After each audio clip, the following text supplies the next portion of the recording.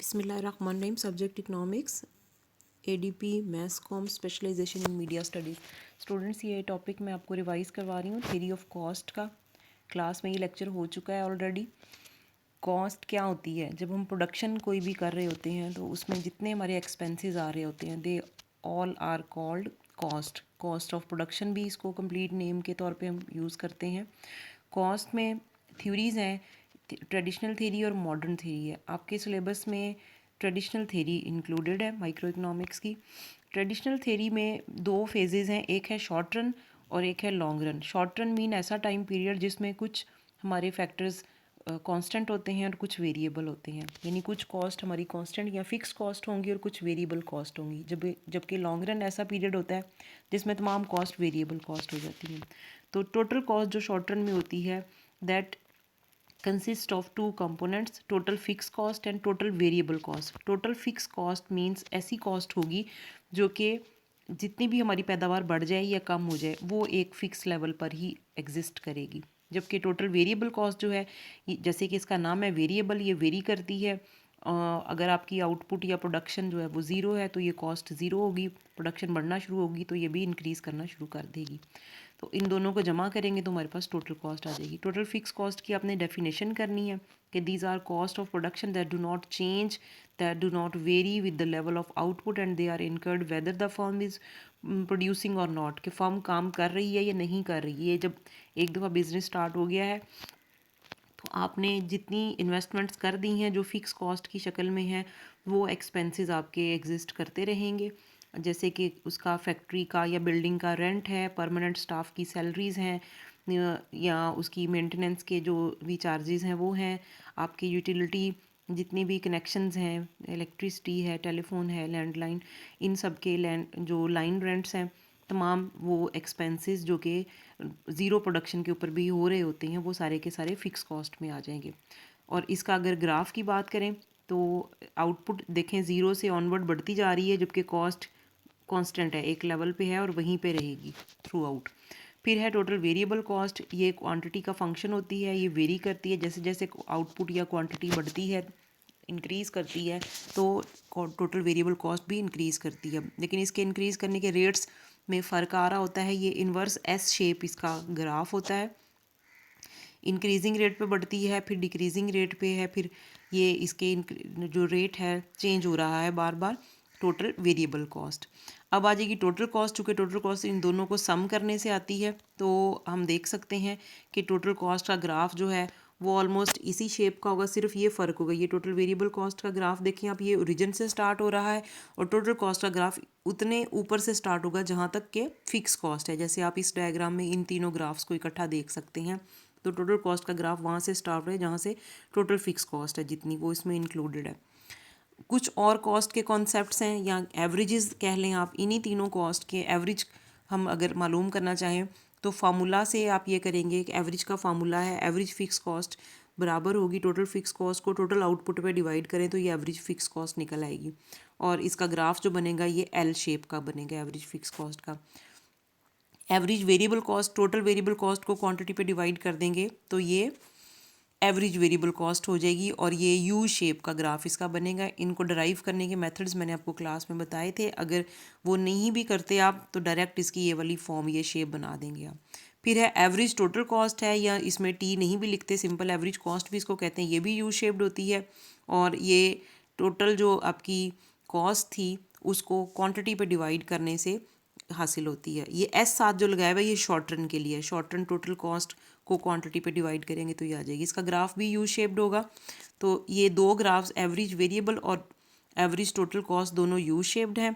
Average fix cost जो था ये एल शेप था। एक और कॉस्ट है जो कि मार्जिनल कॉस्ट है, एडिशनल यूनिट प्रोड्यूस करने से जो कॉस्ट इनकर होती है, that is called marginal cost. ये इसका फार्मूला थोड़ा डिफरेंट है। Marginal cost is equal to change in total cost divided by change in output. कि टोटल कॉस्ट में जो चेंज आ रहा है एक एडिशनल यूनिट प्रोड्यूस करने से, वो मार्जिनल कॉस्ट कहलाता है।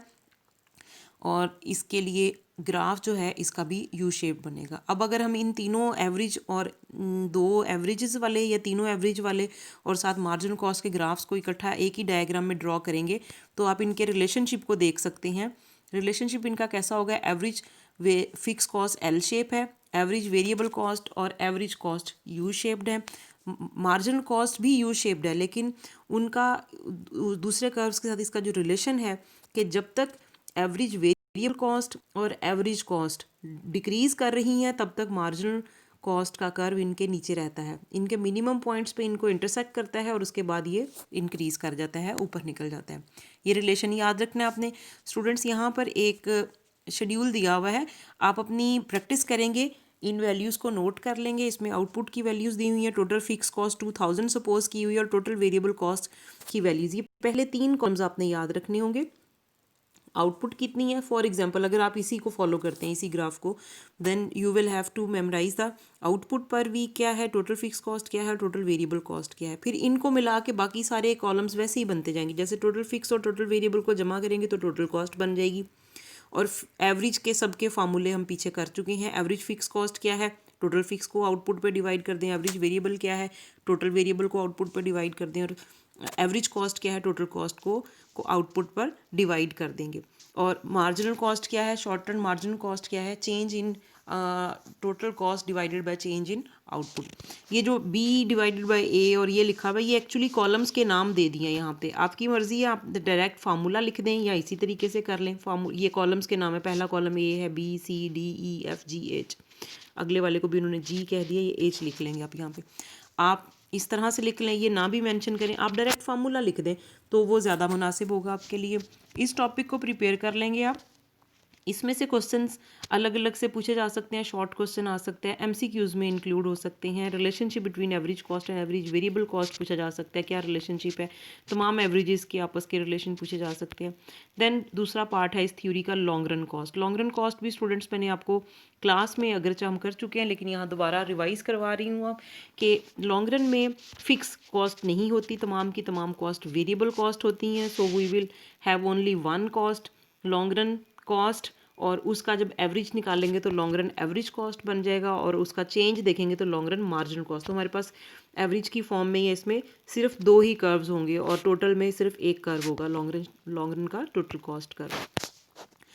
Long run average cost curve का दूसरा नाम है एनविलोप कर्व भी इसे कहते हैं, यानी ये कर्व शॉर्ट रन के तमाम प्लांट्स को, तमाम कर्व्स को अपने अंदर लपेटे हुए होता है। ड्राइव ऐसे करते हैं कि अगर एक प्लांट आपने लगाया है, उसके ऊपर वर्किंग हो रही है, उसके मिनिमम पे पहुंच गई, अगर आपने मजीद आउटपुट Q1 प्राइम से Q1 डबल प्राइम पे जाना है, अगर आप पहले ही प्लांट पे काम करेंगे तो आपकी एवरेज कॉस्ट बढ़ना शुरू हो जाएगी। इसके लिए मुनासिब ये होगा कि आप दूसरा अगला प्लांट लगा लें और उस अगले प्लांट पे आप इससे भी ज़्यादा आउटपुट Q2 भी प्रोड्यूस करेंगे, तो आप C3 कॉस्ट होगी आपकी। अगर आप इसी Q2 को पहले वाले प्लांट पे प्रोड्यूस करेंगे तो C1 प्राइम जो कि काफ़ी हाई है, इससे वो बियर करना पड़ेगी आपको। तो इस तरह से प्लांट्स, नए नए प्लांट्स, नेक्स्ट प्लांट्स लगते जाते हैं जब आपने आउटपुट एक्सपेंड करनी होती है। और अगर हम लॉन्ग रन में बहुत सारे प्लांट्स को देखें तो बहुत सारे continuously short run average cost के तमाम कर्व्स को कंबाइन करने से उनके टेंजेंसी पॉइंट्स है उसका और लॉन्ग रन एवरेज कॉस्ट का, ये आपको आगे एक्सप्लेन करूंगी मैं कि जब तक आपका लॉन्ग रन एवरेज कॉस्ट का मिनिमम पॉइंट नहीं आता, वहाँ तक जो टेंजेंसी पॉइंट्स हैं वो उसके फॉलिंग पार्ट टेंजेंट कर रहा है, मिनिमम पे मिनिमम पार्ट करेगा और राइजिंग पे राइजिंग पार्ट उसको टेंजेंट करेगा। इसके बाद इसके अंदर इकोनॉमीज ऑफ स्केल का जिक्र है, ये अलग से टॉपिक है, देख लें आप कोर्स आउटलाइन में अगर है तो इसको मैं दोबारा बाद में करवा दूंगी, अभी फ़िलहाल आप इसको नहीं करेंगे। फिर लॉन्ग रन मार्जिन कॉस्ट की डेरिवेशन मैंने आपको क्लास में करवा दी है। अगर हम इसको दोनों को कंबाइन करेंगे तो सेम वही रिलेशन होगा, लॉन्ग रन एवरेज कॉस्ट के मिनिमम पॉइंट पे लॉन्ग रन मार्जिन कॉस्ट उसको इंटरसेक्ट करेगा। तो आपके पास जो नोट्स मौजूद हैं उनको प्लस ये मटेरियल जो मैंने यहाँ शेयर किया है, इन दोनों को मिला के आपने ट्रेडिशनल कॉस्ट थ्योरी का लॉन्ग क्वेश्चन तैयार कर लेना है कि ट्रेडिशनल कॉस्ट थ्योरी के तमाम short run and long run cost curves को एक्सप्लेन अगर करना हो तो वो आप इसके ज़रिए से करेंगे। इस गोशवारे के ज़रिए से आप शॉर्ट रन के तमाम कर्व्स की प्रैक्टिस करेंगे, ख़ुद से ड्रॉ करके एक दफ़ा बना के देखेंगे, ड्राइव करके देखेंगे कि क्या रिलेशनशिप इनके दरमियान में बनता है। लॉन्ग रन और शॉर्ट रन दोनों मिला के एक लॉन्ग क्वेश्चन आएगा, और अगर MCQs हैं तो वो इसमें से कोई भी कॉन्सेप्ट इंक्लूड हो सकता है, और शॉर्ट रन में शॉर्ट क्वेश्चन में कोई भी क्वेश्चन पूछा जा सकता है।